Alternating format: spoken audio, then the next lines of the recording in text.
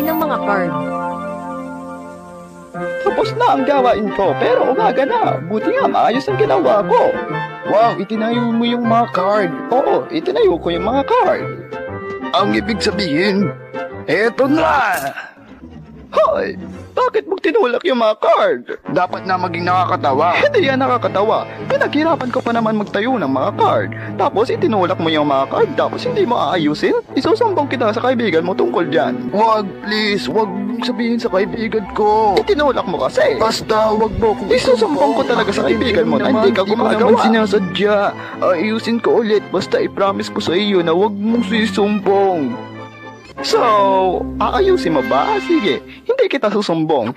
Pero dapat maayos, ha? Maraming salamat, Nick. Ako nang bahala.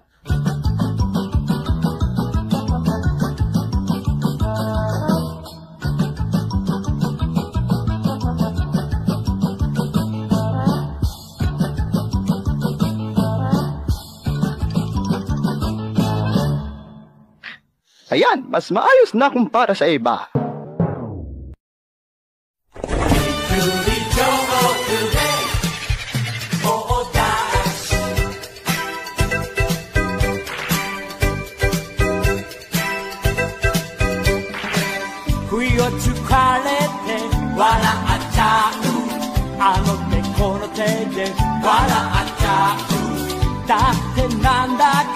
Wala at chao, みんな一緒に笑って